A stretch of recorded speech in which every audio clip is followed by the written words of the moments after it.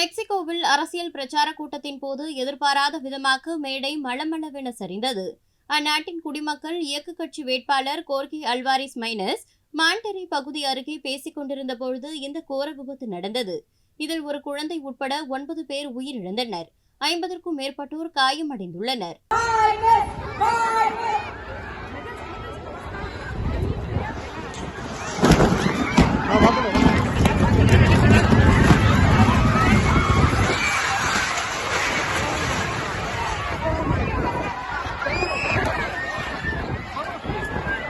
Vámonos, vámonos.